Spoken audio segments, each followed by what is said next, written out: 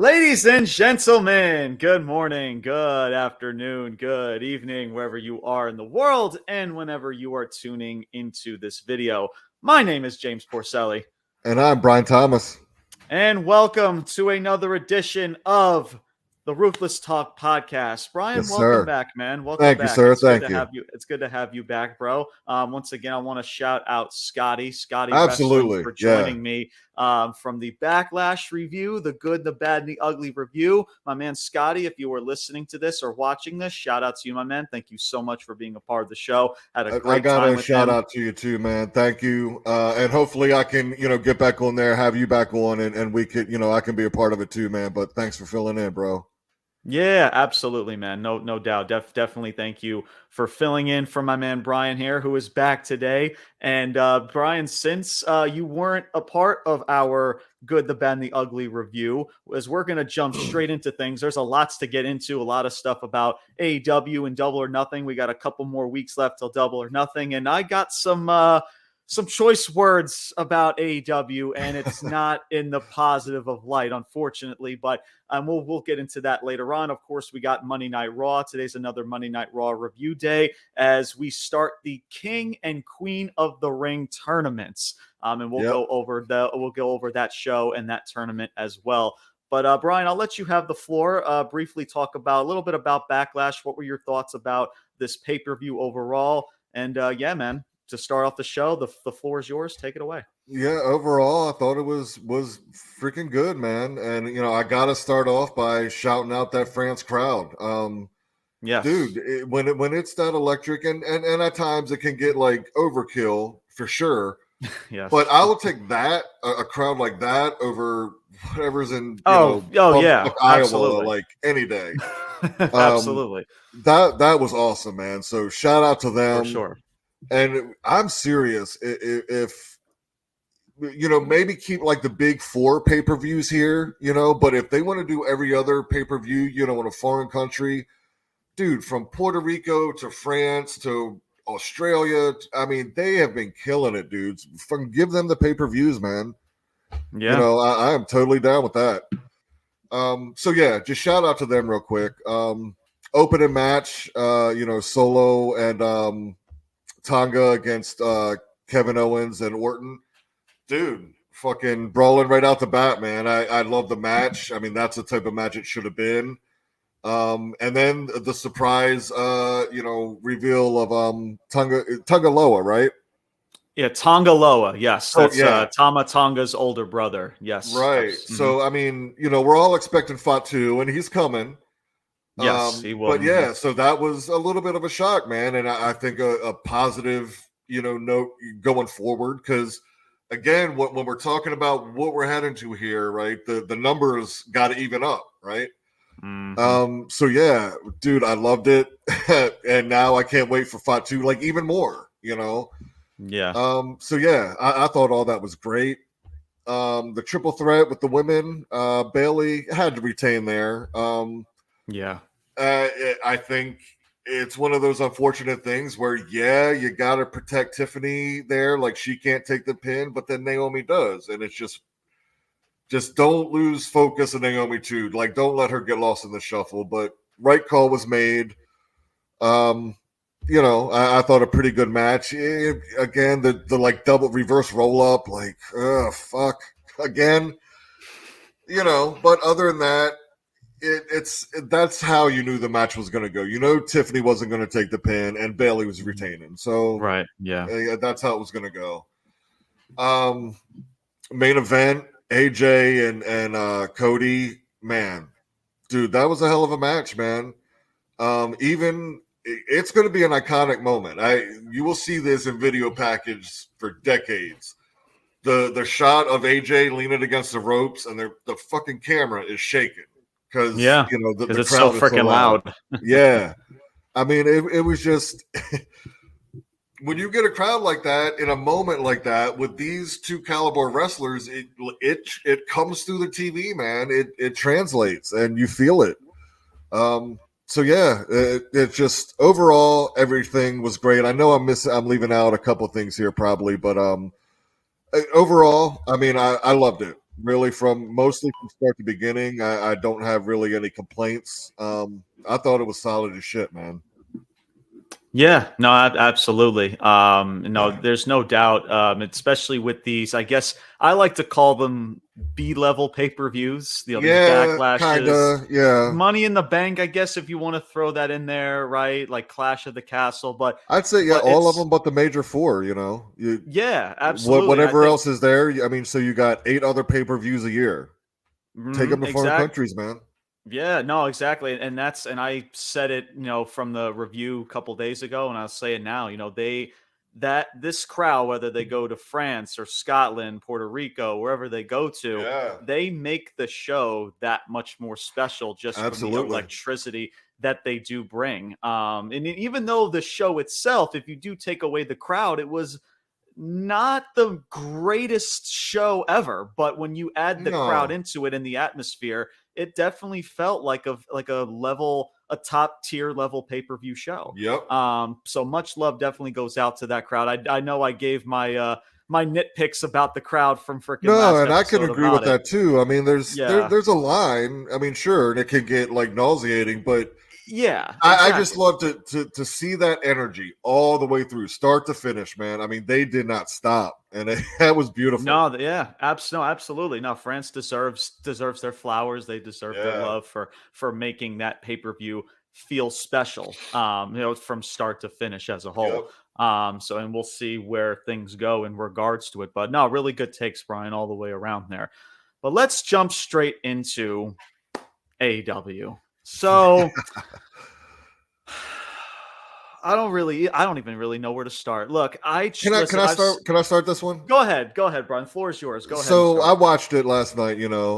By the way, because I was going back and forth. Shout out to you, Knicks, man. That was a hell of a game. I was watching that too. Yeah, shout out to them, Brunson, dude. Shout out to all my New York Knicks fans that are, because I know they're listening, baby. Freaking, Yeah. we are up 2-0. We Yeah, freaking whoop yeah. Philly. We're about to whoop Indiana. Let's fucking go, man. And freaking, So I could go on for hours talking about the Knicks, so I'm not gonna go there. But Brian, yeah, no. continue. If they win this series, it's conference finals next, right? Yep, Eastern Conference Yeah, Finals, most yeah. likely against Boston, but we'll see in regards to it. But yeah, Dude, Knicks and ball. I mean, that's old school. Oh man, dude, I'm here for it. Yeah, absolutely. fingers crossed, brother. Fingers crossed, man. But yeah, back to AEW, man. I got to start off with like, is Omega cleared to wrestle? Like, what the fuck? Like, I mean, you have this whole thing, which, first of all, okay, now they're coming out with like Team AEW as if this is like an NWO hostile team. Yeah. Like, what is that? First of all, you had Omega come out last week, and that was a great segment. I thought that was great, and so you would assume that like, okay, this is setting up the match, and he's cleared. But now last night, it's Omega's not even going to be in the match, apparently. So what the fuck? I'll just start with that. It's just, what the fuck? I mean, from the bumps that he took, it seems to me like he's maybe cleared. he got re-injured. I don't know. I have no freaking. That could be possible. I haven't heard anything about him getting re-injured. If I had to put my money on it and go with my gut, I think he's freaking cleared. And this is just a part of the whole story and the spiel that's going on. And my apologies for interruption, because I will say this. No. That's just what I wanted to say, because I was like, what the fuck? I mean, yeah, Omega's got to be a part of that match. Like, right. And that's the thing.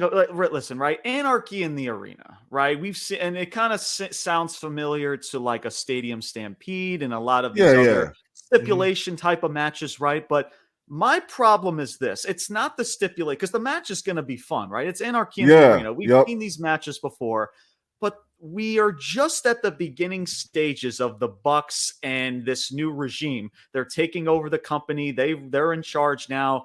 And all of a sudden, we're starting this big fucking stipulation here. That's not even involving Kenny Omega and other missing pieces. So you're taking FTR, which, okay, fine. I expected that. I expected FTR. FTR was going to be a part of it. Yeah. Eddie Kingston, I mean, okay, he had the match with Okada.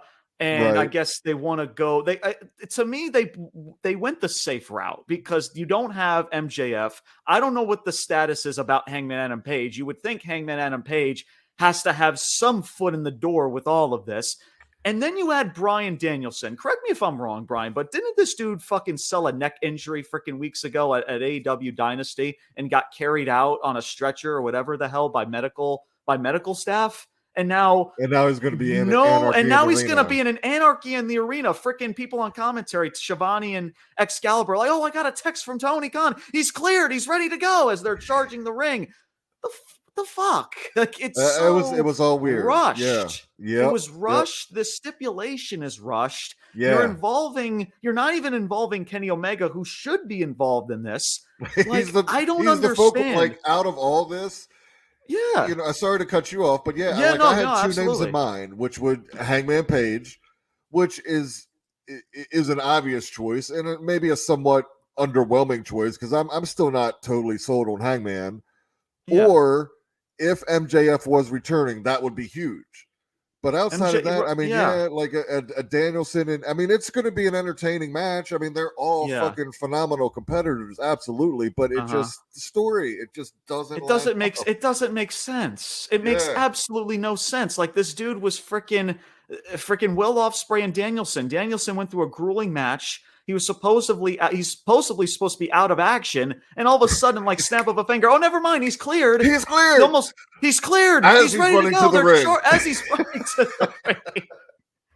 What the fuck? It's just the doctor just sent the fax over, right? Oh my god! It's just like, what? Like, again, I always freaking go after WWE and creative about assaulting our intelligence, especially with the draft. We talked about the draft a couple weeks ago.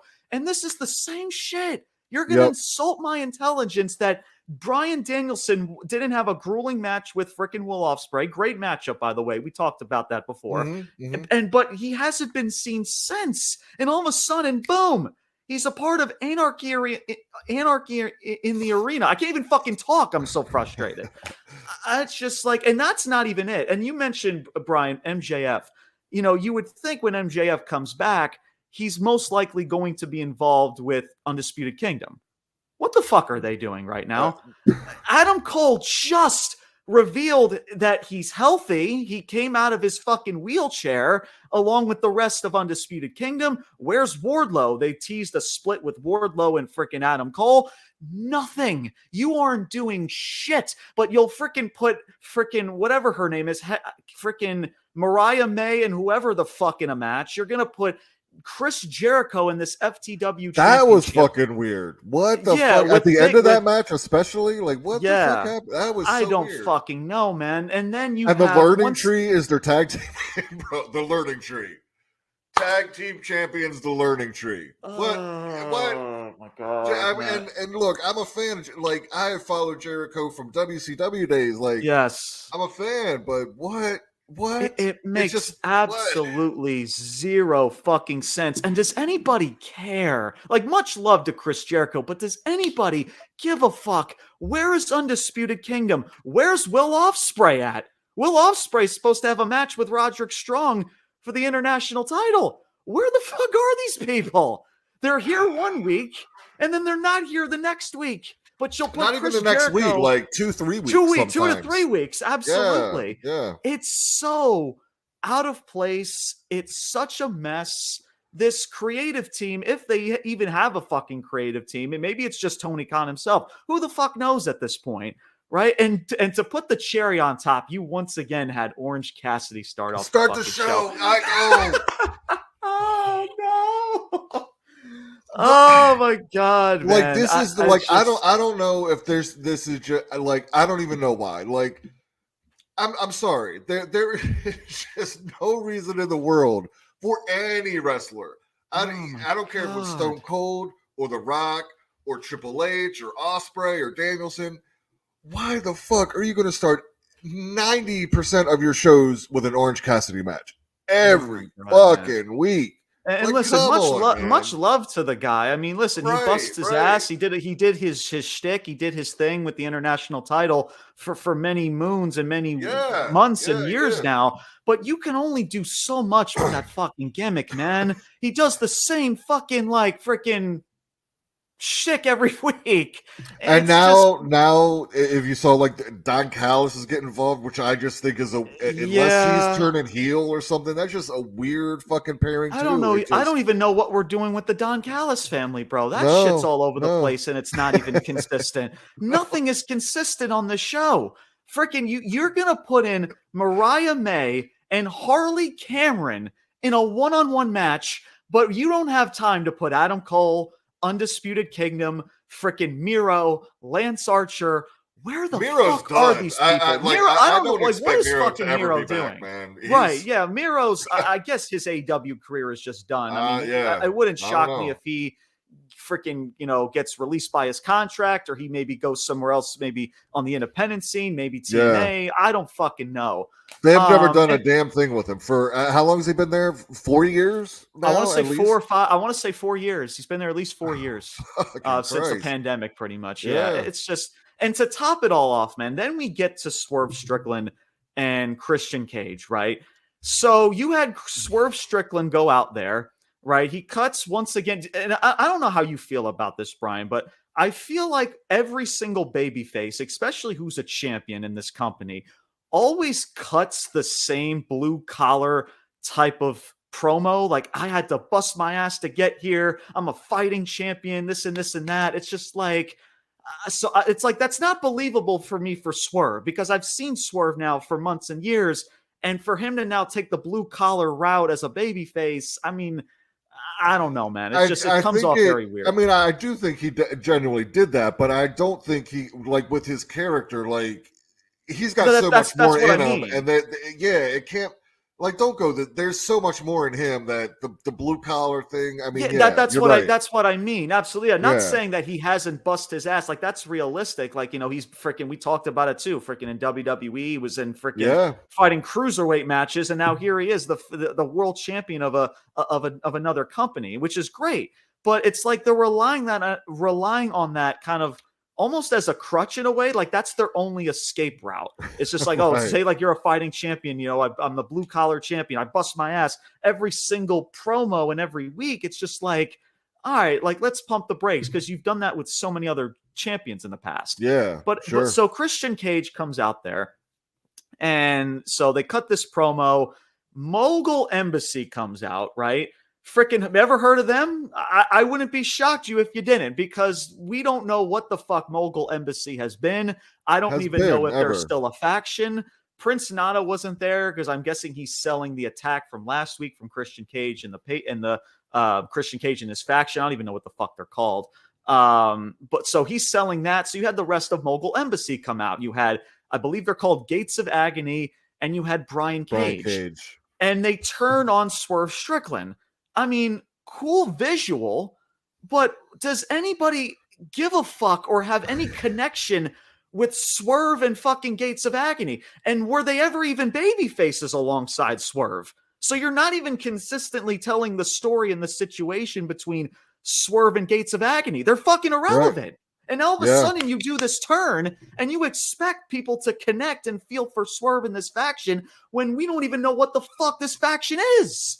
Like, they've never been faces. They were still heels. Swerve turned face, but neither did this faction. Right. It's like, make it make sense. I mean, the attack was cool, but if you did that attack, this turn, because it's not even a turn. They were never baby faces. Yeah. Swerve's the baby face, not the rest of Mogul Embassy. So if you did this to make us care about the faction splitting up, then why did you completely avoid this Mogul Embassy reunion or faction to begin with? For the last couple months. Yeah. It's just been Swerve and Prince Nana, which honestly it was kind of for the better, because because this faction is just weird. Bryan Cage feels out of place with it.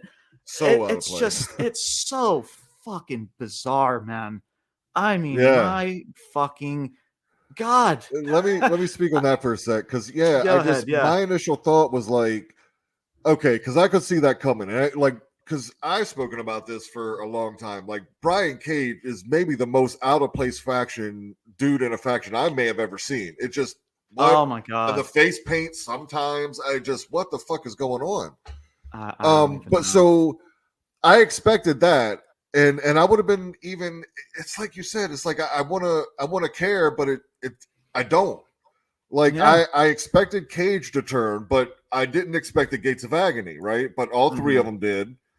And it's like one of those things where, like, okay, if you wanted to have Brian Cage turn, that makes sense, and then still have Swerve with the Gates of Agony. But again, we don't care about it anyway. So, right.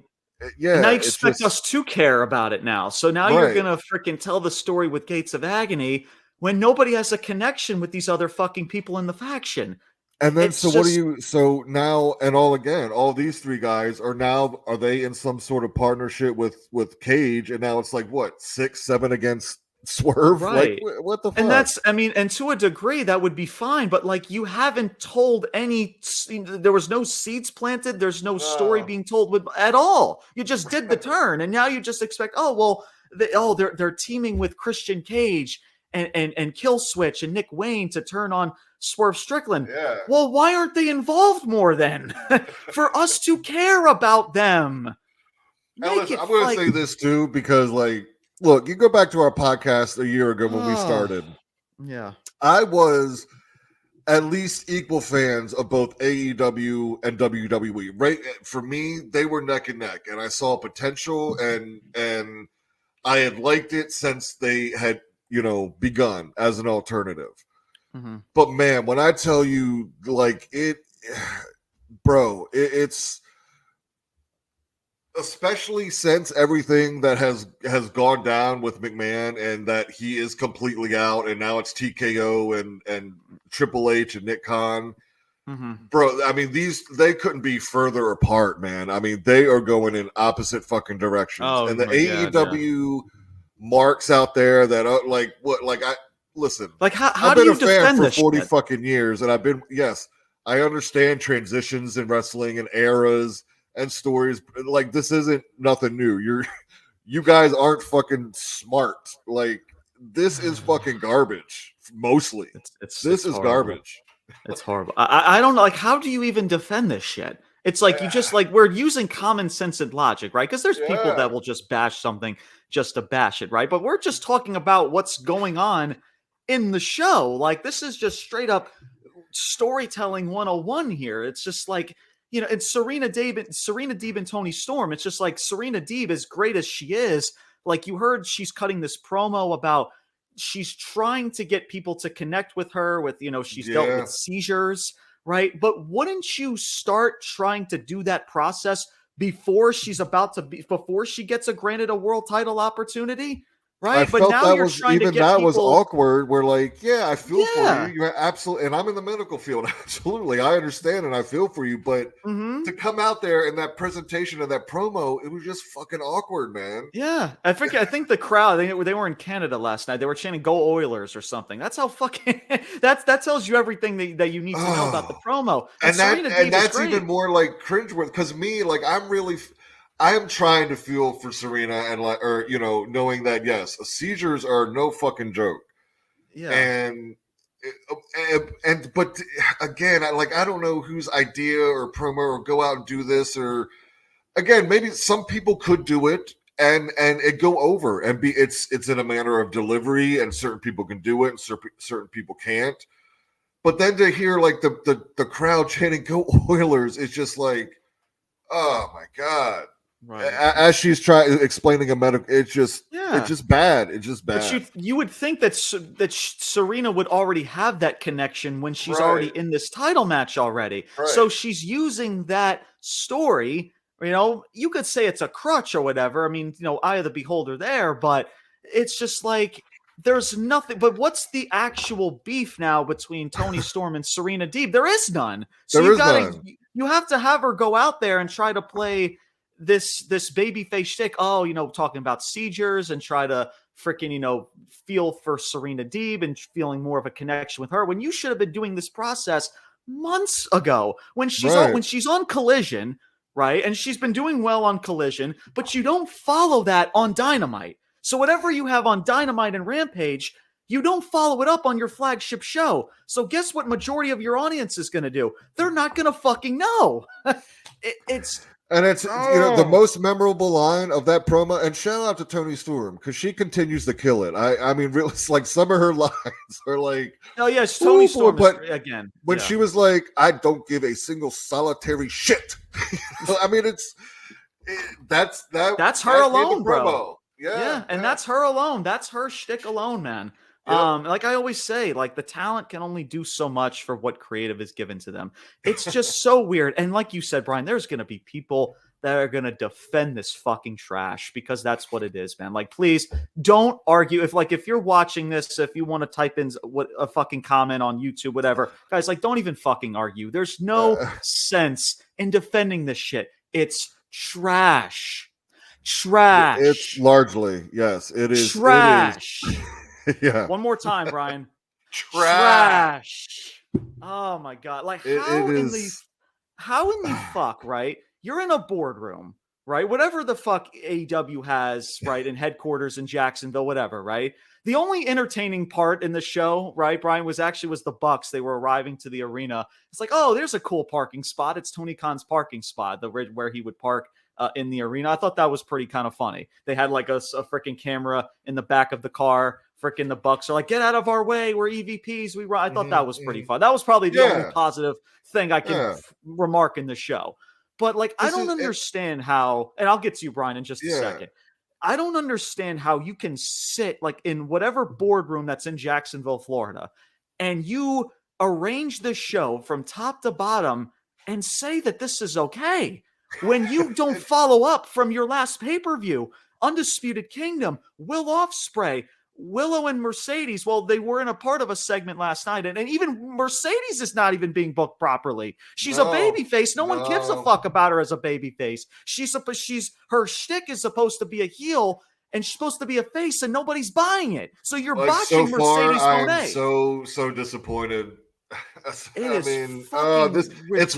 This is what I worried about, man. Like, and I hope it can turn around, and I know she has it in her. Fuck. It's ridiculous, man. It pisses me off, man, because again, like I said, the talent can only do so much. You have Mercedes Moné. Mercedes Moné is on your fucking roster, and you have her do this shit to where she's a babyface and nobody's connecting because nobody buys it.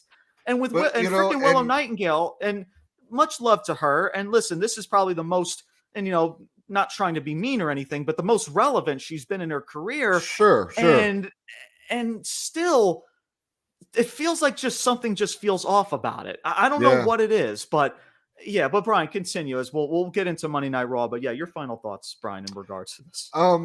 It just, the Mercedes Moné thing, like this is what we talked about prior to signing. Is we can hope and pray, but. And I don't know, for personal reasons or whatever it may be. I don't know, but I really truly believe she would have been utilized, or given the freedom, or not that she doesn't have freedom here. I don't know, but this is not. It ain't hitting. Not like she can, not like it would be in WWE. I'm sorry, it's just not.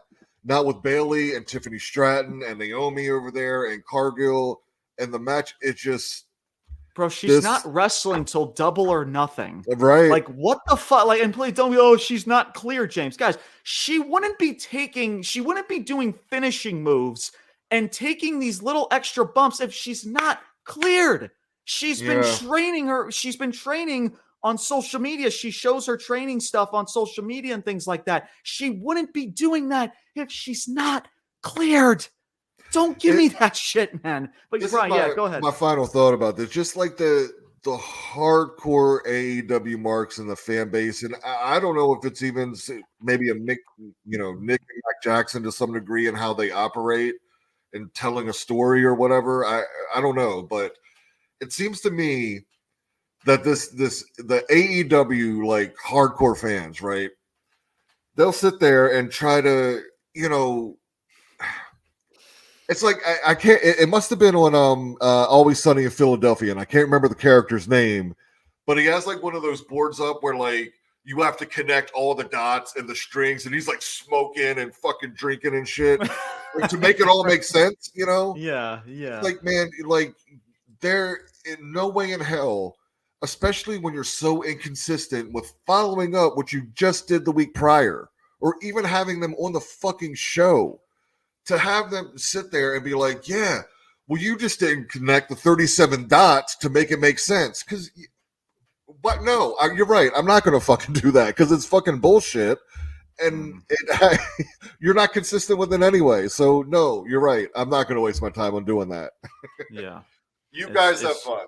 It's a fucking mess, man. And then they'll say like, oh, like freaking, you gotta watch Rampage and Collision, and freaking guys, like, listen, for the fact that Collision is even still on Saturday night is a business botch, by the way, because you're only getting 500 some odd freaking people that are even watching it live, and then you expect those people. If they didn't have a billionaire behind them, it'd be off TV.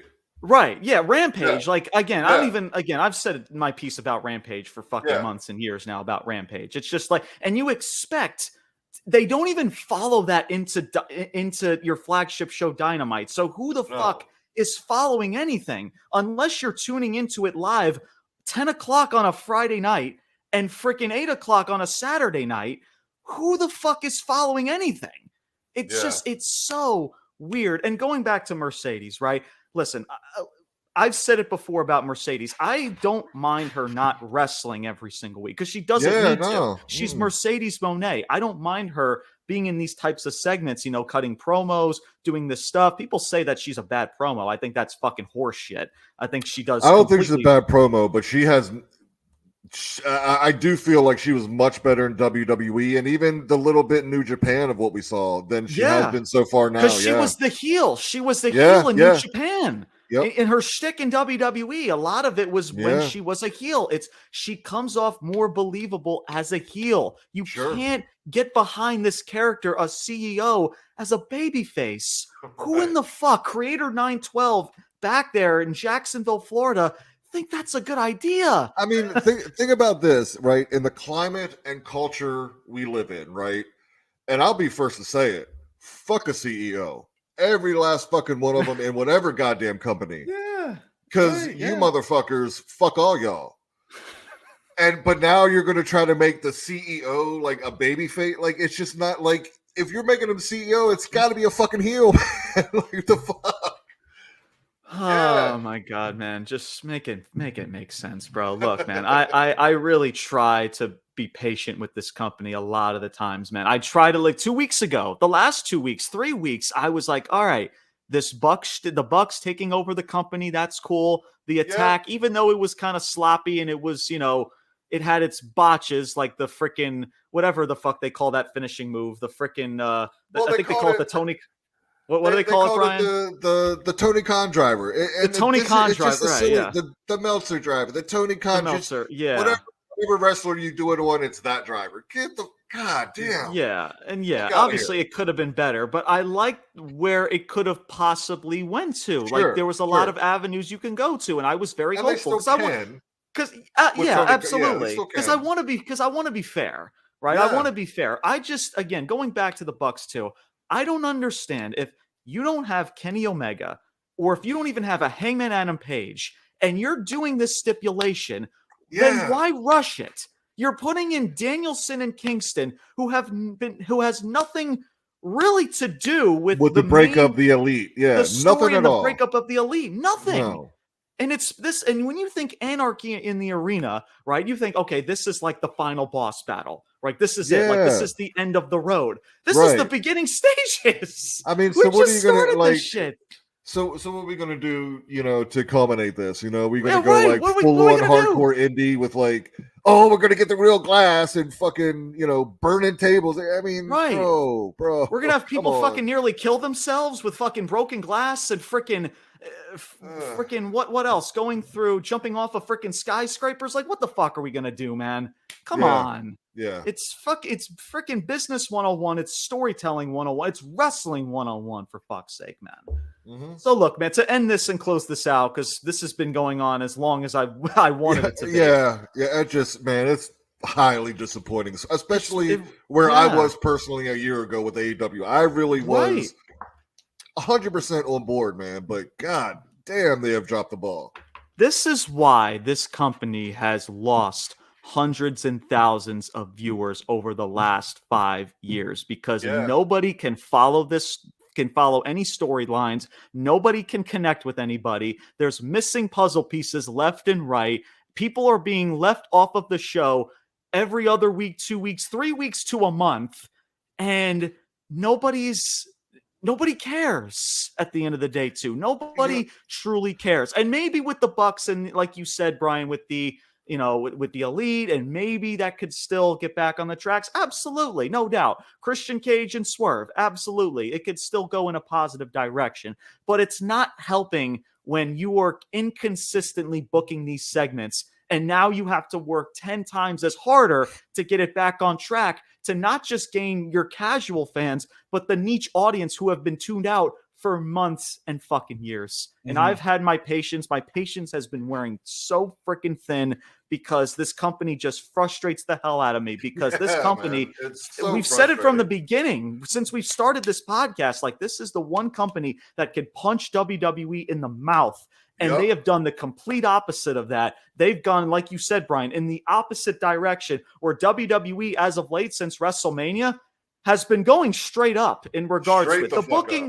The booking, debatable, right? There's some booking that's great. That's better. It's better than others, right? It's not perfect. They're better than others. Some are very questionable. Some are better than others in WWE. But business-wise, financially, everything that they got going on outside of just booking the show, they're doing really well right now. This fucking company, on the other hand, I don't know what the fuck they're doing. They are fucking lost, and somebody's got to get their fucking act together, because this is embarrassing. It's just embarrassing. I don't know how you can work for this company, especially if you're a talent, and you see the show, you see the crowds, the arenas that are half empty, and you ask yourself, what are we doing here?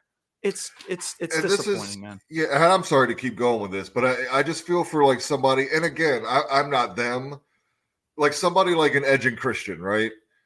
And look, they have earned the right in this business to do whatever the fuck they want to do, right? Oh, absolutely. Go wherever. They are Hall of Fame legends. 100%. 100%.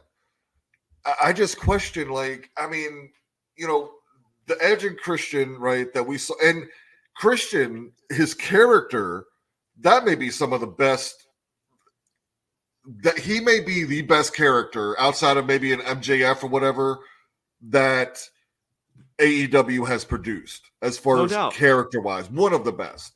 No doubt.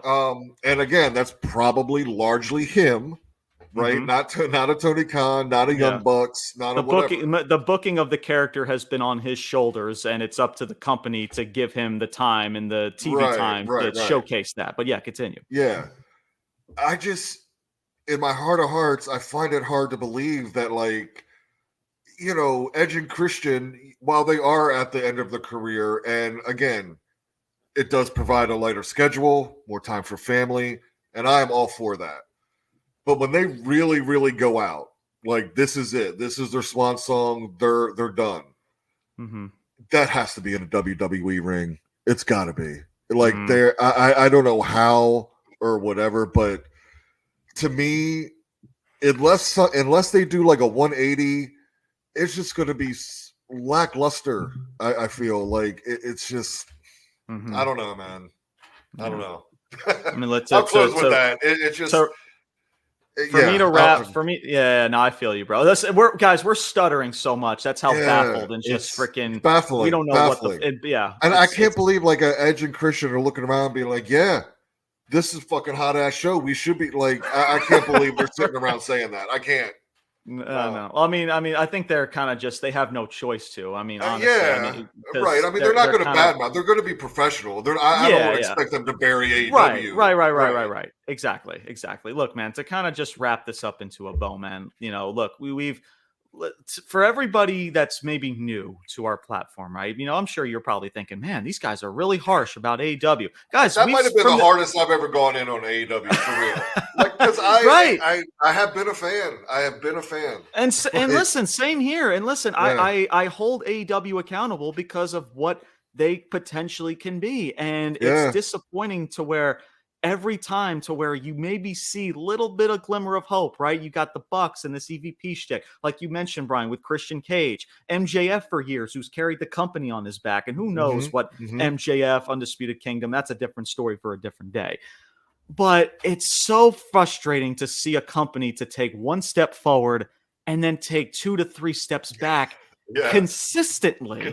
And whether it's Tony Khan saying dumb shit on social media, taking the spotlight away from the talent, or whether it's the shows itself being so poorly executed in segments, in matches, not putting your talent consistently on television when they should be because they were on they're still botching, like, you know, audio and camera shots. They're still botching shit like that, man. You know, it's really a mess.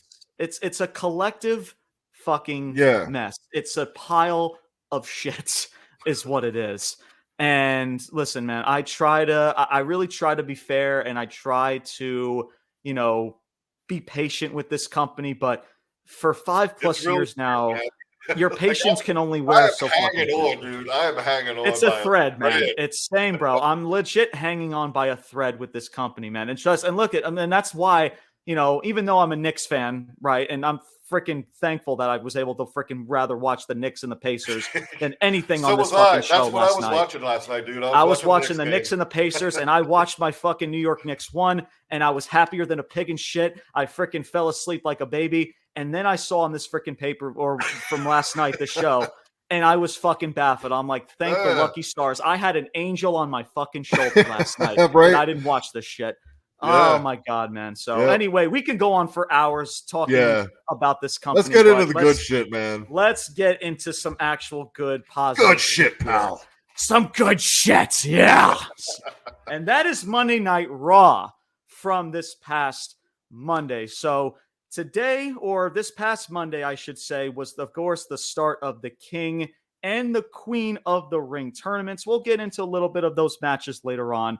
But the first thing I do want to talk about are the ladies, which is between Liv Morgan and Becky Lynch. So they were in a segment in the middle of the ring. Both Becky was in the ring and then interrupted by Liv Morgan. They went at it. They said some words about, you know, Elves, and their match is official, by the way. They're going to have a match at, I believe the pay-per-view is legit called King of the Ring or King or Queen of the Ring. I don't even know. I think it's King and Queen of the Ring. Yeah. King and Queen of the Ring both, is the because they're doing both. That's right. So that is the first match that's been made official. So they have that face-to-face segment. They go back and forth. You have Damage Control come out. So they surround the ring minus an Io Sky. I think it was just Kyrie, Asuka, and Dakota that was out there, and they're like, you know, no, I think it was because was it Io that wasn't? I thought it was Asuka that wasn't out there. I don't know.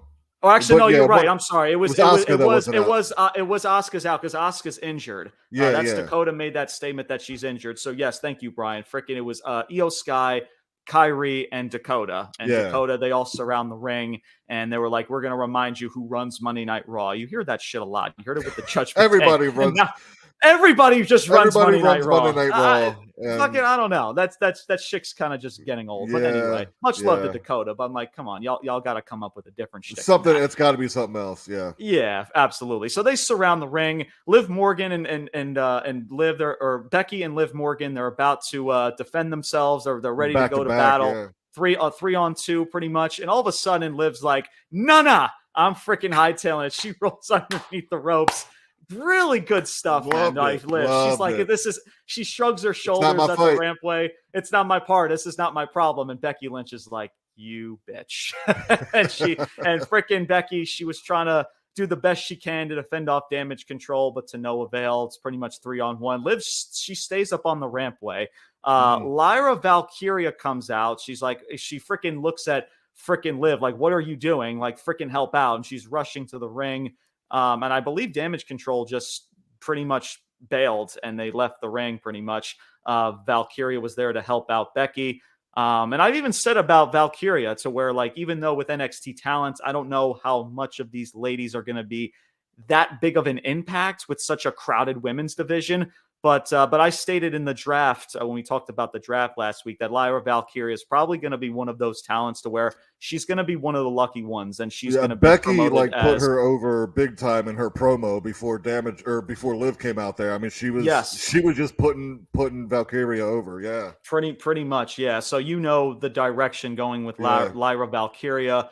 It's in four. I don't know if I would have done like a run in save. I don't know if that's a good first impression for Lyra Valkyria, because like with saves, like when their music hits, the crowd should be going nuts, like, oh my god, it's this person coming in to rush in to save. But she came out to hardly any reaction. They're like, oh, wait a minute, who is it? Oh, Lyra Valkyria for a minute. Oh, okay. So that's cool. Cool to see her. That was the reaction. And so I don't know if I would have done a Russian save segment for Lyra in that spot there. It's great that she's going to get the time, and hopefully things work out for her. Seems to be, probably, yeah. And but the highlight of this was freaking Liv freaking bouncing. She freaking ditched freaking Becky. I thought that was really, really good stuff there. And there was a picture on social media, and of course I talked about it. We talked about it last week, how Dom and Liv, you could see them like in the background of a certain it was a segment or like a interview segment, and they were backstage exiting out the same room. And then in this photo with Liv, you see like a handkerchief or a bandana, like a purple bandana in her hip pocket. So now they're trying to connect the dots of like, oh, Liv, she's been making deals, she's been making moves with the Judgment Day, with Dominic, who freaking knows, she's on this big revenge tour. So who knows, man? And that's how you tell a fucking story. Like, you don't have to have Liv go to like the fucking LWO and do some shit over here, and then go to Legado, Del Fantasma, and do some shit over there, and then it all connects back to Judgment Day and Dom. Like, what the fuck, man? It's like you're trying to connect too many dots to like make it freaking The LWO is a freaking another mess that we'll get into another day. But so yeah, man. And look, we've spoken about Becky and this title, and with Liv, and we spoke about the whole the battle royal, and a lot of people say, of course Liv should have won the title. I think at this point, man, listen, if you're gonna have this match with Becky, because it seems like Becky is going to be a transitional champion. I mean, who knows? Liv that better could be change. Winning this match, man. Liv seems to like she's got to win this match now, man. Yeah. She's embraced this heel persona now. I mean, she ditched Becky. Becky's still promoting as this face. So something very little and subtle, but that's like when she did that and then just kind of smiled. Oh man, that was perfect. It was perfect. She shrugged the shoulder. It was really good, man. That was definitely the highlight of that segment for sure. Yep. And yeah, man, even though I was, to a degree, was fine with Becky winning, as mostly other people were. But now when it comes to Liv and her momentum, right, you got to now give her this championship, right? Like you've seen this trend now for a while with Liv Morgan in the Royal Rumble, in the Elimination Chamber, even in some battle royals, to where she's been the runner up a lot of these battle royals. Now you can only do that now for so long, to take Liv Morgan as a serious threat. If she's going to be a serious threat, she's got to win matches. So, and this is the next big. She defeated Nia Jax, right? This little Liv Morgan defeated this freaking behemoth that's Nia Jax, and Nia Jax now on SmackDown. So, yeah, man. I mean, at this point, even though I don't like championships being transitional to a certain degree, but to this standpoint, Liv has got to win this championship, especially for when Rhea comes back. Like, that has to be the move. Because if you're going to continue to just rest on Becky being the champion because Rhea's out on the shelf, and you want Becky because she's the bigger star and it's kind of the easy route, then that's kind of, that's just kind of lazy. In regards to it, you have Liv in this heel shtick, right? You did this before with her with the title as a face, but now she's gaining a lot better momentum as the heel character. It started freaking this past Monday. Let it keep going by her winning this championship, right? And Rhea's coming back as the face, and having let her cook as the heel for the until Rhea comes back. And I mean, there you go, dude. Absolutely. And you can make really do some really cool segments when Rhea Ripley comes back. You can do some like really, really good stuff with Liv being like kind of this maybe chicken shit type of heel, right? Because I mean, Rhea's obviously the bigger opponent than Liv. So you could do like a lot of chicken shit and she type took shit her with Liv. man, And it would, maybe. yeah, with Dominic maybe getting involved. Freaking who knows? There's a lot of avenues you can go with it. But yeah, we've spoken about it too with Rhea. She's most likely going to be a face when she comes back. I think it's with the reaction that she's been getting even as a heel before she got injured. I mean, you would think that with that reaction, you got to turn her face at some point, because then it just doesn't become believable. Like you're cutting heel promos and doing a heel shtick, but yet you're getting cheered. Yep. So who knows, man? But Brian, any final thoughts, man, about Liv, Becky Lynch in this segment, as well as Lyra Valkyria, if you have any? Yeah, I mean, we'll see with Lyra Valkyria. I saw her a little bit down in NXT. She's good, and with the way Becky was putting her over, I expect her to at least get an initial kind of push here in the next, few months. We'll see how she does. But as far as the segment last night, just Liv rolling out of the ring and the little, kind of smirk she gave. I mean, that made the segment. Absolutely.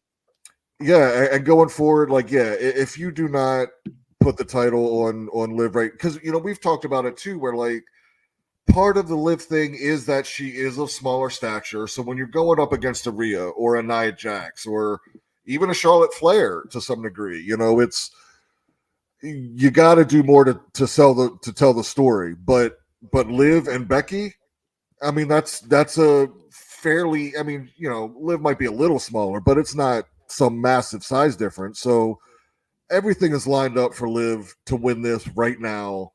You got to pull the trigger with it. That's where I'm at with it. She's got to win this title coming out of the pay-per-view. Yeah. No, I mean, absolutely. It would just kind of be pointless to have this momentum for Liv, and then you're going to keep prolonging her. Oh, never mind. She's going to win the title here. Oh, never mind. She's going to win the title in this next pay-per-view. Like, you can only prolong this for Liv's for as long as you can go with it, right? I know she shouldn't be winning the Queen of the Ring or the Money in the Bank. No, she needs to be beating Becky for the title. Yeah, absolutely. Yeah, she's already won Money in the Bank, so you can't even go back to that stick anymore, really. Queen of the Ring, she doesn't even need that. She doesn't even need that arsenal or that shtick anyway. In regards to that, but no, really good stuff with Liv. Like I said, I've said it for ever since we've done podcasts, man. Like Liv Morgan, I know that she gets a bad rap with her wrestling and her talent and everything, but I even said it with Jade in the Backlash review. I think Liv Morgan is another talent to where I think she's better than what people give her credit underrated for. Definitely. Absolutely. And she's gotten better. She's again, she's not great, but she's gotten better since she's first started in NXT, and still getting better. Absolutely. No doubt. Even in the last few weeks here, right, with this little kind of heel turn and attacking Rhea and the stuff with Dom, and for just a little like her rolling out of the ring, like it's continuing, and you can see it like week by week. No, yeah, absolutely. No, 100%. And I can't agree more in regards with. So fingers crossed, man, with Liv. Yeah. I've been wanting Liv to get a really solid push, especially with this Rhea story. I've said it for freaking months that there's a story that you can tell with Rhea and Liv, and it seems like we're finally starting to get that. Let me ask you a question real quick. Just so she should win the title. I expect actually after she does, Becky probably is going to take that time off, but I think probably. And depending on, Rhea's still not there. Who are the challengers on Raw then that could, because I don't have the roster in front of me, and since they just switched, like who's a next in line person that can be challenger until Rhea comes back? Man, I guess you can say.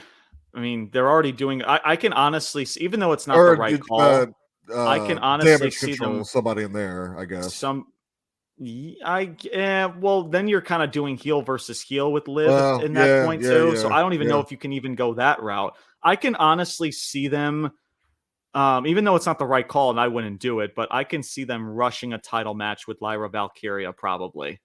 That's what I seem like that because they're already kind of booking her like as already a top star, saving somebody like Becky Lynch. So I can see that maybe some point down the road, maybe not the first challenger, but she'll definitely be one of the first few challengers on Liv Morgan's title reign down the line. But as of right now, I don't even freaking know, man. There's a lot of question marks, and that's the problem that I have. And I've said it for for months and years too about this women's division, man. And that's why people like Kiana James and Blair Davenport who've gotten drafted, it's just like you haven't booked somebody like Shayna and Zoe and all these other ladies properly. You've relied on people so much. Zoe is she Zoe on Raw? Starks. She is on Monday Night Raw. I don't even know what Zoe Starks even is. I don't even know if she's a baby face or a heel. Same goes for Shayna Baszler. I don't know what the fuck she is. So, but there's no doubt you'll probably see they'll thrust for no fucking reason. They're gonna thrust people like Shayna and Zoe in a matchup. They'll thrust Lyra Valkyria probably in a matchup or something like that. So yeah, man, it's just because you've relied so long on people like Bianca and people like Becky and people like Rhea and all of these other top names. Yep. Charlotte, right? I can go down the line in regards to all of it. Have you heard? Is she returning at this next paper? Have you heard something? I don't know. I heard that there was a rumor from Backlash that she was backstage. That's what I heard. It was from Backlash. I think it was backstage that her and John Cena, I guess, were backstage. They were planning a return. So I don't know. I think if Charlotte's going to return from how fast she's trying to rehab this knee injury, probably SummerSlam. At the bare How long minimum. She been out? She's been out for, I want to say 5 months. Sorry, now. We're getting off topic here, but no, you're good. You're good. Yeah, because she got injured. I want to say back in December. It was a match with Io Sky, I believe. I think it was a title match with Io Sky or some type of match with Io Sky. Yeah. She got injured she got injured during that matchup, and I believe that was back in December. So it's been about close to 5 to 6 months, I would say, so far. So yeah, if she's going to return, it'll probably be they're not going to have her return at a freaking like a Clash at the Castle Money in the Bank. No, they're going to debut. She'll be one of the bigger back. It'll be one of the big main 4 pay-per-views that they bring her back, possibly SummerSlam, depending on her condition. We shall see if we get any updates about her condition or whatever. So, all right, let's move on to our next topic. This next topic is another frustrating spiel here, and that is with Chad Gable and big Bronson Reed. That's right. Not just Bronson Reed, big Bronson Reed. He is a big man. He is big. He's fucking bowling ball. He's a thick dude. And when I say thick, I mean that in a good way. The dude, he's a big dude.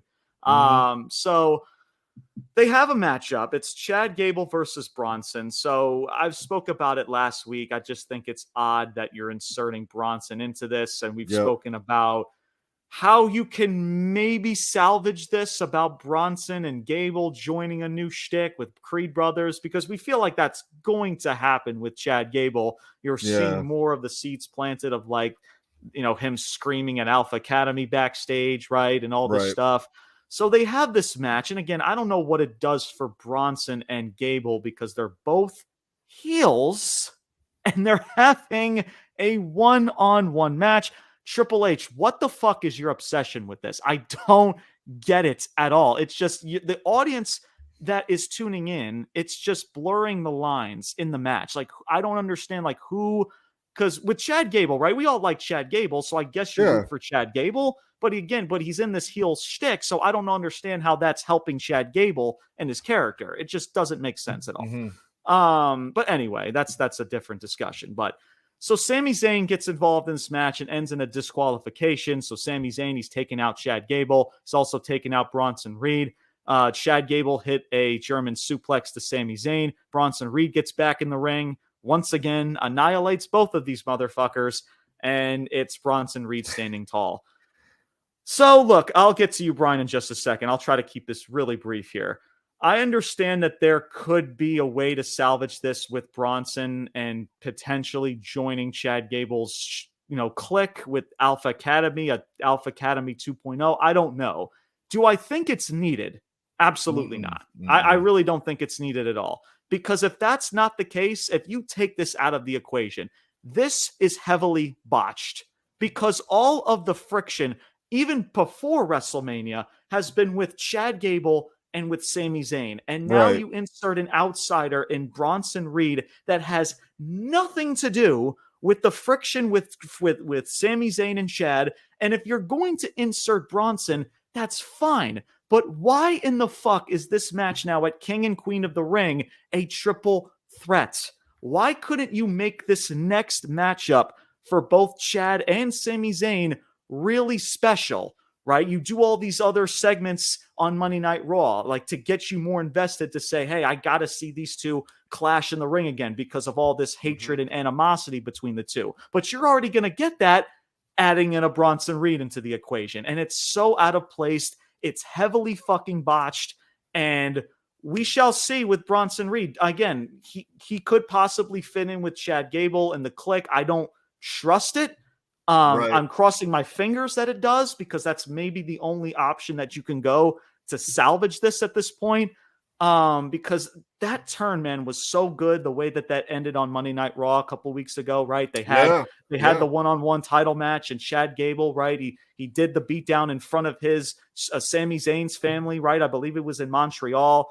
And it was done so well. Like, the story was told there. Like, hey, now you know what it feels like, right, to freaking have something ripped away from you and to get humiliated in front of your family like I did when I lost the Intercontinental Championship, my opportunity against Gunther. There's your story. Why are we having a Bronson Reed and standing tall over both of them when nobody gives a flying shit? He's a good talent, but nobody gives a flying shit nor has a connection with this guy for months. He's on television, then he's not. He's the fall guy to another person, then you book him into a freaking Andre the Giant Memorial Battle Royal the next. It's inconsistency with this guy. So how do you expect for people to give a fuck? Brian, go ahead. Go ahead. No, I this feud, should just be one-on-one Sammy and Gable. Like and with Bronson Reed, because I think this guy's got talent and maybe possibly a future champion. I'm not saying he doesn't have talent. Absolutely. It's just he doesn't belong in this storyline is what I'm saying, right? I feel like that's all he's like. Even so now it's with the IC title, but it was kind of the same thing when you had him in there with the US title and having him fight Lashley and this dude. And the story was never really with Bronson, right? It was he was always inserted as like the third guy, to have these matches, and it's just like a round robin of matches. And it's kind of like that's all he's been doing. Again, with the US title and now with the IC title. But this should be a one-on-one match. I guess so. If you go the route of Sammy retaining, then I guess, Bronson's the fall guy and he gets pinned. It has to be. Yeah. Right. Or does maybe Bronson, turn during the match and, him and Gable then beat down Sammy and Gable, takes the title. I mean, those are the only two outcomes I see possible because Bronson just isn't needed. Yeah. It should just be one-on-one. But I don't know. Wouldn't that be weird on Bronson Reed's too? It's just like you're gonna choose a faction and part of a clique than you are winning a championship. Yeah, so that would also for sure. just be odd booking. That could definitely happen, no doubt. Again, with WWE's booking, and there's no doubt it could. So I don't know, man. And like you said, Bronson Reed is a fine talent. I've never said that he wasn't a good talent. I'm just saying that's how he's always been booked, is that third wheel with the US title and the IC title. Right. Yeah, absolutely. So, oh my God, it's so frustrating, man. Because I was really invested into the turn. I was really invested to see where this goes. And could it get back on the right track? Sure. But they're going to now have to do a lot of work now because you have botched this for the last 2 weeks. You have heavily botched this. And we shall see. Go ahead, Brian. Or to somehow, this again is just pop into my head. I don't know. But we've talked about Gable maybe joining the Creed brothers and them forming a faction. Mm-hmm. I mean, what if Bronson and Sammy wind up teaming up and, and that's how they continue this feud? I don't know. Just spitballing. I don't know. I hear you, man. I mean, shoot, I want to try to make sense out of this Sammy, too. If that's the case, and you're continuing this with Gable Bronson and the Creed brothers, he's going to need Bronson some muscle. Reed, because Bronson Reed as a baby face though too. It's just I don't know, man. Because that's what I mean, man. Like Bronson Reed doesn't need to be involved in this. It's out of place for him. Yeah. Like if you're gonna book Bronson Reed as a beast, great. Like, that's not my issue. My issue is that he's involved in a story that he should not be involved in. If you want to involve Bronson Reed in a story, add him in with somebody that's going to elevate him in a separate storyline, not in this. It's just this story with Sammy and Chad should be those two together, right? Yeah. And listen, and there's many ways you can prolong that, because I know people are going to say, oh, James, they're going to prolong it. It's going to be one-on-one. Well, first of all, they're already going to be in the fucking ring together. So when they're in the ring together one-on-one, it's not going to be as special because we've seen them in a match before. They've had the match one-on-one already. And they've had the match one-on-one before already. So now you're doing it again, adding a Bronson Reed, and then you're going to have the match again. It's just, it's not good booking, guys. It's not. So I don't know, man. It's frustrating, man. Because like Chad, we've said it, Brian, for weeks, how Chad Gable, we've been wanting this dude to really get his big break here with this heel run. And it's great that they're trying to, at least they're not doing it well, but they're putting in the effort to make this dude a bona fide heel, which is also interesting because go ahead, Brian. No, I was just going to say, like, I know, nothing much has come of it yet, but I also think it would help the Creed brothers, because I don't think they're going to, like... Yeah, the Creed brothers, personally, like, at them as baby faces with that bullshit finisher, that ain't going to last long either. Yeah, see, and that's why we've mentioned the Creed brothers, right? The Creed brothers, who, again, who has been a team that they were on freaking cloud nine, freaking winning match after match after match, and then I think they had a title match against the Judgment Day, and you don't hear from these motherfuckers at all. And you can tell that even with the Creed brothers, as great as athletes they are, they need a rehaul in their personality. Like, they got to get a personality here. And I think the way that you can do that makes sense in their shtick is with Chad Gable. Like, that works. But with Bronson, right? With Bronson Reed, it's just not it. It just doesn't fit. But with the Creed brothers, it does. Especially when you're trying to build Bronson Reed as this big, especially as a solo competitor, it's very out of place. It really is. Because the Creed brother, because Bronson Reed, you want to book that guy to be a top star, a solo star. But with the Creed brothers as a team, like, they still need to get their foot in the door, right? Bronson Reed's been here now. Even though it doesn't feel like it, he's been here now for quite some time on the main roster since he came back. So Bronson Reed's gotten his foot in the door. The Creed brothers, they haven't even sniffed it yet. So the way you can do that is with Chad Gable and this new clique that could potentially form. So who knows, man? For weeks, we're probably going to try to find some sense out of this with Bronson Reed being involved. It's just disappointing, man. It really, really freaking is. Can it get back on the right track? Sure, but last 2 weeks, man, just been really botched, been really heavily botched. But hopefully they get back on the right track, and we'll see where it goes. Before we get into our final topic, I do want to mention very briefly about some of these matchups, man, these King of the Ring and Queen of the Ring matchups. Now, I know what a lot of people are going to say, right? They're going to think like, oh, James must have hated this show because it was match after match after match. It was tournament matches. James can't stand tournaments, right? Well, on the contrary, it's kind of in the opposite direction. Now, yes, was the show in its entirety good to great? No. Was it decent with some matches, some fresh matchups? Yeah, absolutely. One of them being Dragunov and Ricochet. Now, I've said my piece about Ricochet. I've been very harsh on Ricochet for justified reasons. He's a very good in-ring performer. He's a great athlete. But that's where it ends. The oohs and the ahs that he does in the ring, that's where it ends for Ricochet. The only time I can really care about what Ricochet was doing storytelling-wise was when he was in a feud with Logan Paul a couple months ago.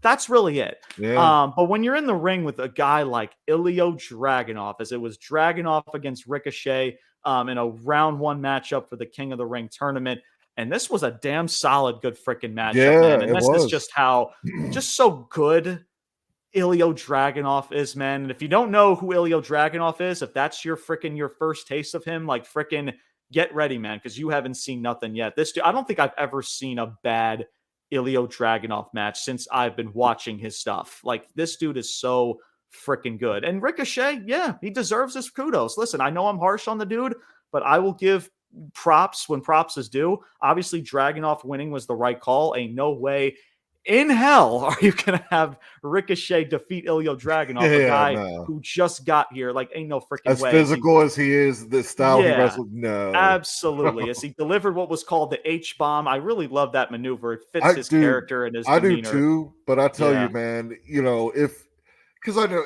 he's done that enough and he protects the wrestlers and himself. Mistakes happen. If that ever was to, oh man, your jaw is broke, dude. Like, you're fucked. Woo, you are fucked, man. No doubt, bro. Yeah, you are no knocked doubt. the fuck out. Legitimately, your jaw is probably broke. It's realistic. Is a vicious looking move, man. Yeah. It's a great move, and it fits his arsenal and his mannerism and everything in regards to it. So Dragunov, and hopefully we'll see where he goes in regards to it. You had Jey Uso and Finn Balor. Of course, Jey Uso gets the victory. Of course, he's the top babyface on the brand right now. It's unfortunate for Balor, man, because you can say either or. Finn Balor also needed that win just as much as freaking Jey Uso freaking did. So, and I know Finn Balor's doing this shtick now with Damian Priest and this potential turn, but man, it's just, you can only rack up. I think WWE has moved on to some degree from Finn. Like I don't, and it is unfortunate, but I don't know if you're ever going to see him in a top tier, championship. Yeah, I don't know. I really don't know, man. I mean, look, and it sucks because with Finn Balor, I've always talked about his demon character, bro, and how that character is so larger than life. And I understand he says like, oh, I don't want to use it as a crutch. I just want to, showcase me and my own self. And that's fine. But it's just like, man, I get it. Like, you don't want to use it all the time because you want to make it special. But man, you see that character like once in a blue moon if you're lucky. Like, showcase that just a tad bit more to really add that extra persona to it. I don't know why we don't see the demon enough, but I agree with you, man. It's just like the booking itself tells to me that they've kind of moved on from Finn Balor. Like, they're not going to utilize him as like that world championship type of competitor anymore. I think those days are pretty much gone now, unless they prove us wrong in the near future. I don't know. But it definitely doesn't. Their actions, WWE's actions, hasn't really told us otherwise, as Jey Uso wins the match and Finn Balor really takes a kind of a devastating loss, honestly. But and then you had Gunther and Sheamus, man. As even though we've seen this matchup before, this is one of those things to where I would watch this matchup a gazillion times. And I wouldn't get old. I wouldn't get sick of watching it.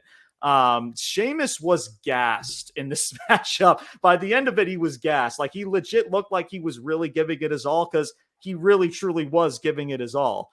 And Sheamus has admitted on his end that he wished that he would be in better in-ring shape that he is in right now. Even though he's still in really good shape regardless, but he's admitted that he needs to be in better shape than he is now. But this was just a damn solid good match. If you didn't see their match, I believe it was that Clash at the Castle or whatever, then you were in for a treat this past Monday, as these two freaking went at it. Sheamus did a really good job selling a knee injury with Kaiser on the outside, and Gunther winning the matchup. Obviously the right call. I'm shocked that Sheamus tapped out. I thought they were going to go the pass out route. I believe they did that in their last matchup, but they had Sheamus tap out, man. So that was kind of an interesting booking decision to do there. And then you have the Queen of the Ring stuff, and I'll get to you, Brian, once I'm finished with this, man. It's just like with Zoe Starks and Ivy Nile, right? You think of those two in the ring, right? Kind of taking the booking out of the equation. Zoe and Ivy Nile, like, that could be a badass freaking matchup and a feud. Yeah. But when you truly think about it now, it's just like, when I see these two in the ring, I don't even give a shit, man. That's how poorly these women have been booked. It's that bad. Maybe for Ivy Nile. I hear you. I still do really like Zoe Stark, but I hear you. Her booking hasn't been great, but man, I love watching her wrestle. Yeah, no, absolutely. And I do too. It was a good matchup. It's just, I wish I could just get more invested into these people when they don't give me a reason to, but no, absolutely. You're 100% right. You had Io Sky defeat Natalya. Natalia's kind of just been on NXT and Monday Night Raw. She's been kind of trying to put other talents over, younger talents over in NXT and Monday Night Raw. I believe, and I believe that was really it for the ladies. I believe so, if I'm not mistaken. You had Lyra Valkyria, like we talked about earlier on in the night. I think Shayna Baszler is going to be in a Queen of the Ring matchup. I'm forgetting who, and that's pretty much all I got to say, man. So yeah, even though it's, it's tournament matches, and I can't stand tournament matches, but the reason why I'll give it a pass is because, Brian, first of all, it's King of the Ring. It's a traditional tournament. If you're going to do a tournament, this is the type of tournament that you do. It's an old school classic tournament.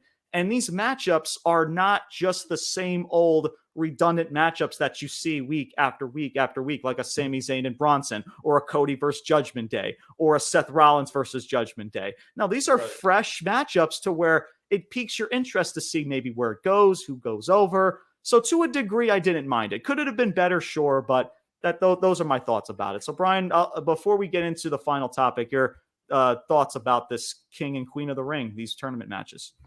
Yeah, well, to the tournaments itself, yeah, I'm always going to back King of the Ring. I just think you can do it, once, twice a year, and that's fine, but it's just oversaturated with tournaments. But yeah, King of the Ring, right. you keep the King of the Ring tournament, absolutely. Mm-hmm. But yeah, so some of these matches, Ilya, he's legit. Yes. He's going into the matchup next week with Jay, which Jay's going to go over there, but still, that's not going to harm Ilya, I don't think. It is going to be interesting though, because the final you got to assume is going to be Gunther and Jay. And I'm thinking Gunther is going to be King of the Ring, but then how does Jay take that L at King of the Ring? So takes another big L after he just took another. Right. So that's really going to be main event Jey Uso, but every time do you make it like event, King Jay? Maybe, and then I wouldn't go that route because I wouldn't, but I could see them somehow playing on head of the table, King of the Ring, tribal chief, blah blah blah, which is lame. Yeah. But I could see him doing it. Maybe not with Rock there. Maybe not with Rock calling shots. Maybe not.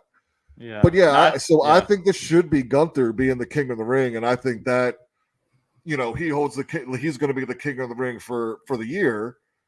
He's the perfect person to be that hold that position. Yeah. But then Jay taking the L, I don't know. And then over on the women, Stratton's in it, right? Because I'm thinking Stratton's winning the Queen of the Ring. I'm not sure. I have to double check with Tiffany Stratton in regards to it, because I think they're doing a Raw side and a SmackDown side in regards to Queen and King of the Ring. I'm thinking Stratton being Queen of the Ring, man. I think that would also, you could say Money in the Bank might be a good thing too, but with her, like the Tiffy time princess kind of shtick she's got, I think Queen of the Ring is almost a no-brainer to put it on her. I think she'd be great in it. There's an argument to that. I would give her Money in the Bank, to be quite honest with you. But I can see why people would say to give her Queen of the Ring. I don't think she needs that shtick to. I don't think so either. Yeah, over. I'm just thinking like she's already there because she's gotten tremendous responses from fans already with her shtick. They could possibly go that route though. There's no doubt. I can't even think of like who else is in. EO, like I don't think she's winning Queen of the Ring. No, she's not. No. And I don't know. Are Belair, Naomi, Cargill, are they in it? I am not sure in regards to that. Let me see in regards to. Okay, so here we go. So I think the other matches are still to be determined for SmackDown is what I'm looking at here in regards to it. So I'm guessing they're going to announce those matches within the next 24 hours or so. In regards to it, this is just a source that I just came up on in regards to it on the USA Today. So I'll dig more deeper into that. But you would think people like possibly Bianca, possibly Tiffany Stratton, possibly Naomi will most likely be in it on the SmackDown side or for SmackDown coming up this Friday. So but we shall see, man, in regards to it. But yeah, I think Gunther is honestly for the men's side is the most realistic and the only real option that you can go with in regards to King of the Ring. The women's side, man, that's tough because kind of wide open. Yeah. I mean, it is kind of a little bit open in regards to it. And yeah. Tiffany Stratton, you could say is a favorite. I wouldn't give her the shtick because I just don't think she needs that. I think it could help her, but I don't think she needs it.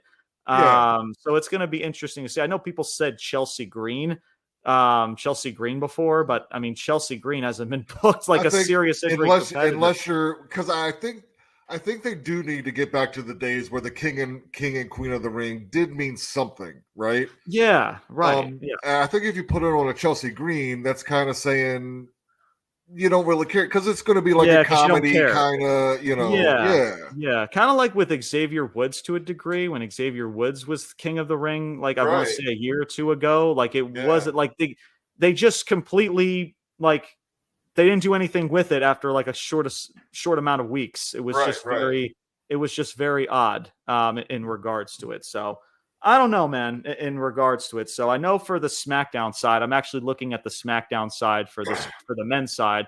You got Orton, you got Styles, you got Corbin and Carmelo Hayes, LA Knight and Santos Escobar, and you have Bobby Lashley versus Tama Tonga. That is on the med side for SmackDown. For the ladies side, I am not sure. I'll have to dig more research in regards to that. So on the men's side, man, because Jey Uso and Gunther are probably going to be like in the Raw finals, like semifinals, and then you're going to have one member of SmackDown and one member of Monday Night Raw.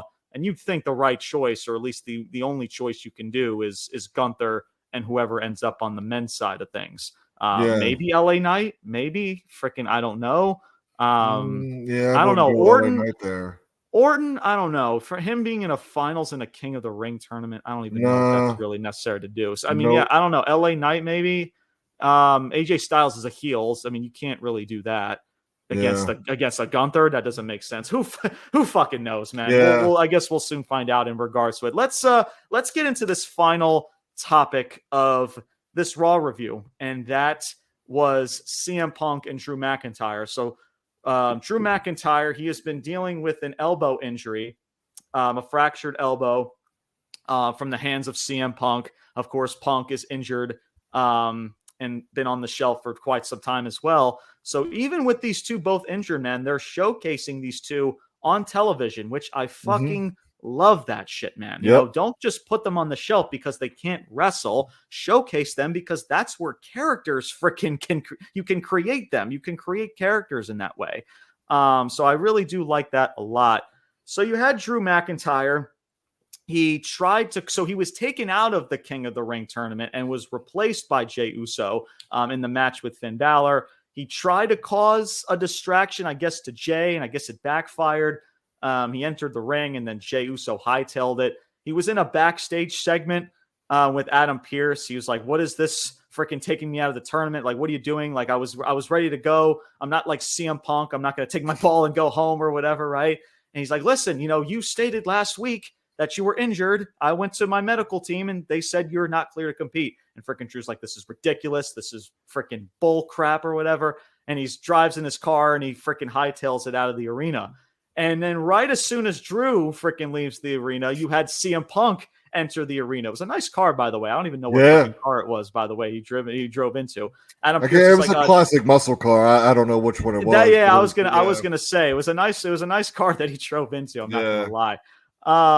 So Punk enters the arena, and Adam Pearce is like, "Hey, dude, you're late." I'm like, "Sorry, man. It's been a long weekend." And he's like, "Hey, I need some things I need to say." They do like that long camera shot where like you freaking camera A or the long camera shot on backstage, and they follow CM Punk all the way through Gorilla and up into the stage. I think that's a really cool shot, man.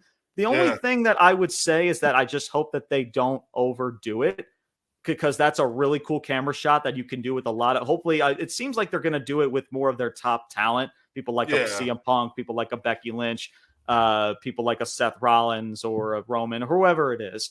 But I do really like that camera shot, man. It's a really cool little visual. They're trying to, it's Triple H's new shiny toy, is that new little camera shot now that Kevin Dunn is no longer part of the equation. So they're trying a bunch of new things. It's a cool shot. I like it. Yeah. So Punk enters the arena. And he cuts a promo and he talks about Drew McIntyre in regards to it. It's funny. He calls himself a 5-tool player, and Drew McIntyre, well, he's just a tool, right? He cuts a really good promo. I mean, Punk just doing what he does best, and that's freaking light up the microphone. Am I right? Of course, kind of going back to last week, kind of referencing Drew McIntyre. He calls out Drew McIntyre. He's like, listen, if you're listening to this and if you're a real man, then you would turn your car around and come back to this arena and freaking face me. He's looking for a fight. He's trying to challenge Drew McIntyre to a fight or whatever. And then he delivers the best line is that he says to Drew McIntyre, says, "Do you hate me? You say you hate me. You hate the way I look. You hate the way I talk, the way I walk, all this stuff," right? Shout out to Kendrick Lamar. But right.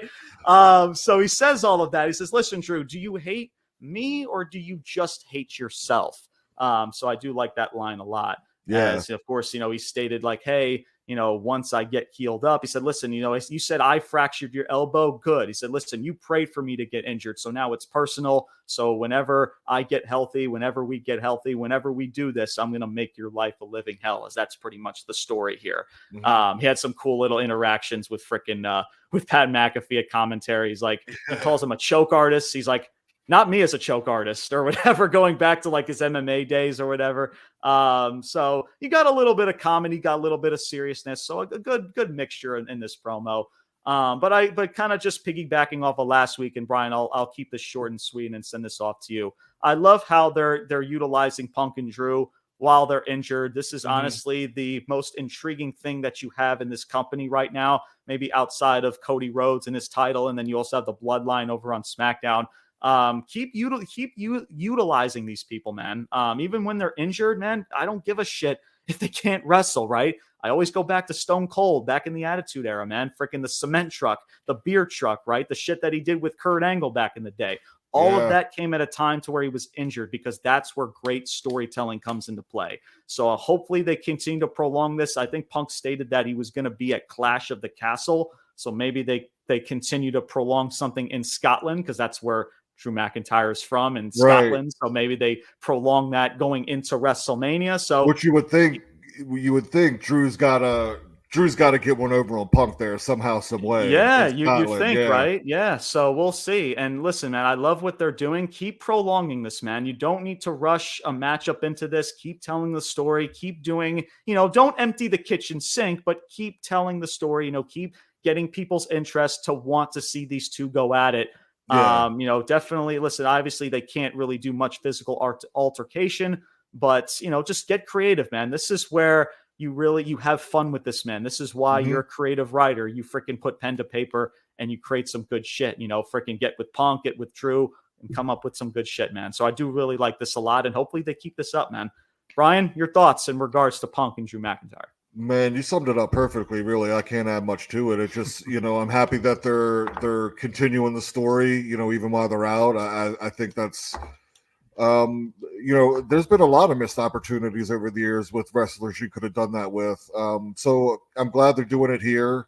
They're both doing really well. And, obviously the wrestling universe, by and large, we're anticipating this matchup or this feud. Again, I hope this is not a one-off. I mean, at this point, this has to be, you got to have like a best 2 out of 3 somehow, some way, So yeah, I'm here for it. They're both knocking it out of the park, and hopefully they're both healthy soon. Yeah, no, exactly. Yeah, because I'm definitely looking forward to see when they are medically cleared and they are ready to really kick this even more into high gear, when they're able to really get physical and really put on some good segments in regards to that. But yeah, man, keep prolonging this, man. Definitely it seems like maybe, they should probably take a page out of AEW. Maybe just start with the Hell in a Cell.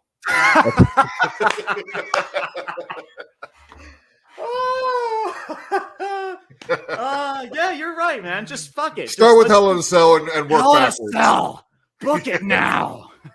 Right? No, but I anticipate this will be, a good 2-3 matches, and depending on how long they're actually injured for, this it could take us to Survivor Series, really.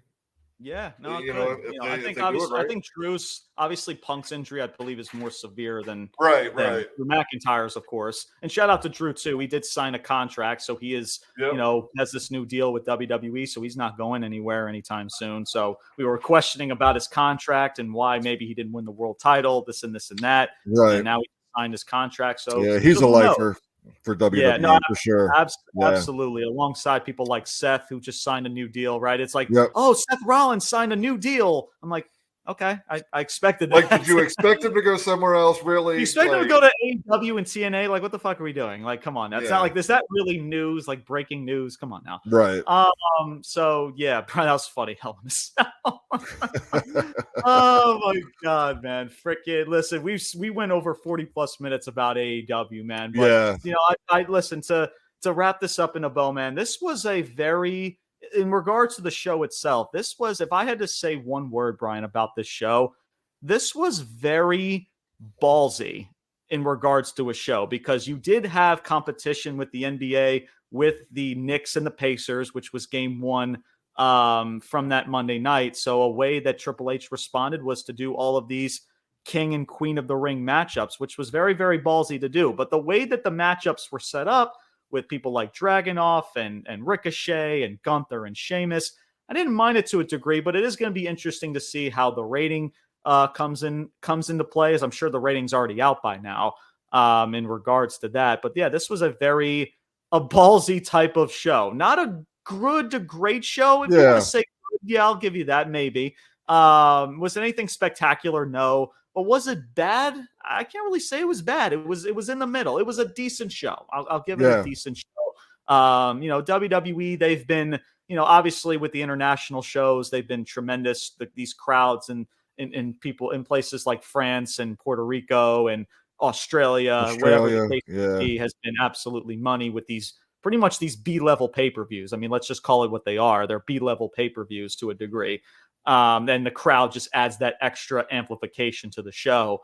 Yeah. And there's a lot of good stuff, even though there's questionable decisions like with Chad and Sami Zayn to a degree. The women's division too, because once Liv Morgan holds on to that title, which we expect, where do you turn to after that once Rhea Ripley comes back? Because then you're going to have to really take up time for Rhea Ripley coming back. So hopefully they have a plan with that once Liv Morgan, if she does win the championship. So, but listen, WWE is in a good spot right now. That could booking wise, that could change, but company wise, man, they're in a good spot. They've always been financially pretty darn stable. I mean, financially, they're making record revenue and they're doing tremendous as a $50+ billion conglomerate company. So look, man, even though I still don't, to Triple H's booking, I don't really trust it to a degree. But I do give him credit, especially with the tag titles, by the way, those, especially the SmackDown tag titles. They are nice. Yeah. Titles are beautiful. The Raw titles are good too. I mean, it's anything is an upgrade than those crushed fucking dimes and pennies, whatever you call them as tag titles. That was weird. Yeah, but that was long overdue too. So I praise Triple H with that. So still some questionable things about Triple H to a degree with some stuff, but we'll see.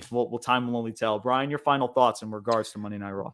I thought it was a pretty solid show. No complaints. And we didn't even. I don't know if it was maybe from SmackDown. I don't know if it was on Raw or not. I can't remember. But we haven't even, and we'll save it because I know we're running out of time here. We'll save it for next show or something. But yeah, King and Queen of the Castle, man. We're seeing the debut of all or some of the Wyatt Six or whatever they're going to be called, man. Yeah, it's coming. So and now the reports. Now I will finish it off with this. The reports did come out about the members of the Wyatt Six, which I like, but I don't like because I wish Bliss was Bliss in there or no? Bliss was not in there. It was Cross. Nikki Cross. It was Eric Rowan, obviously Bo Dallas, right? You had Joe Gacy and you had Dexter Lumis, who I freaking called that should be in this stuff. So yeah, no Braun Strowman. And no Alexa Bliss in this faction. So we'll see. I wish they didn't report that out because I want the members to be a shock factor. So when they debut, it's just like, oh, well, we heard about this. We knew what the members were going to be. So I wish they didn't fucking announce that, man. But I am still looking forward to whatever this faction turns into. In the QR codes, you always see these QR codes, these little teases of Uncle Howdy and whatever this shtick is going to be. So it's going to be fun, man. Listen, I just hope that it just doesn't become a detriment to Bray Wyatt's career, because when it comes to Supernatural, man, it could easily get botched very quickly if WWE creative, right? Not just Bo Dallas and that side, because they will take the time to make it special, but it's Suits and Ties that really needs to do their job, their end of the bargain to protect this, because not only is it's going to expose the shtick, but also Bray Wyatt, because it's revolved around pretty much him and his legacy. Yeah. So I will say so far, even though it's been very, very little. Yeah. If you're taking the time to actually go to, read the QR codes and go look at that shit. Yeah. Like, you'll find dates and little messages, which so far I really dig it. I like it. So yeah. Absolutely. Thank you guys so much for tuning in to another edition of the Ruthless Talk podcast. Make sure you guys stay tuned for this weekend as we are back. We will be talking SmackDown. We'll probably be talking more about this King and Queen of the Ring tournaments. There's going to be probably more tournament matchups coming up. A lot of interesting matchups. I laid out the SmackDown, at least the men's side of some matchups for this King and Queen of the Ring, or King of the Ring, I should say. So we'll be talking about that. Again, Jacob Fatu, does he still debut? Does he not? Of course, with Tonga Loa. I think he's another debut at I think pay-per-view as well. What are we, 3 weeks from that? We are, I want to say about 3 to 4 weeks. I want to say, I believe for Clash at the Castle. No, I think we're about a month or so from there. And then I think this King and Queen of the Ring is about, I want to say about 2.5, 3 weeks. I want to say, gotcha. Till that one. So who knows? But we expect, in regards to, we've talked about War Games. Do they add Jacob Fatu into this? Does Jacob Fatu alongside with Roman and the Usos? I've been hearing that as well. I think so. We shall see. I've stated about The Rock pulling the strings. Even though Solo's been doing really well, as I guess he's the tribal chief, but the real tribal chief here is The Rock. Yeah, man. And no doubt about it, for sure. So there's that little part of the story that could come into fruition there that makes this interesting to when The Rock comes back. So a lot of good stuff with that, man. And we'll talk more about that for SmackDown this coming weekend. And of course, we got King and Queen of the Ring show, which is going to be in a couple weeks. We'll talk about that. We got Clash at the Castle. We got Money in the Bank in July. We got SummerSlam later on in July. There's a lot of good stuff. And even AEW, even though we freaking bashed AEW for about 30 plus minutes on this show, we will be discussing AEW Double or Nothing, and they probably still will put on a pretty darn good pay-per-view. Yeah, it'll still be a decent pay-per-view. It'll be a good solid wrestling show filled with some good stuff and some good, whatever. But and we'll see how that turns out, as that'll be AEW Double or Nothing, pretty much Memorial Day weekend by the end of this month. So we'll be talking about that. And thank you guys so much, man. So once again, follow us on Instagram and TikTok. That is Ruthless_Talk.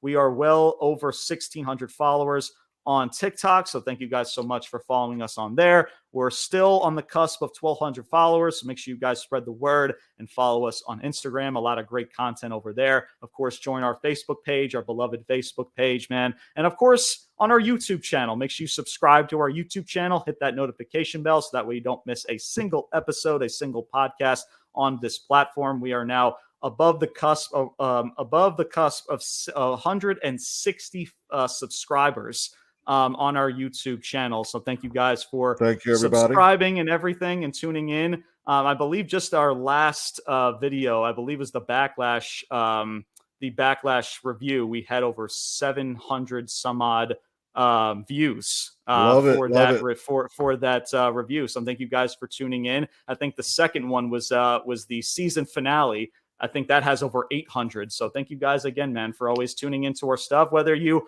agree or disagree, that's eye of the beholder, but we always come from a great place in regards to wrestling. We want to enjoy it, but we also want to be captivated and shit to make sense. So, for all of you guys that still tune in and being a part of our community, we appreciate it. And a lot more content to come, baby. Lots more to come. So, Brian, Final thoughts, man, before we end the show. Just thanks for everybody for following along, and we'll see you this weekend. Yes, sir. That is going to do it for today's episode, everybody. My name is James Porcelli. I'm Brian Thomas. Until next time, and there will be a next time, your boys are signing off saying salute. Peace out. And take care, everybody.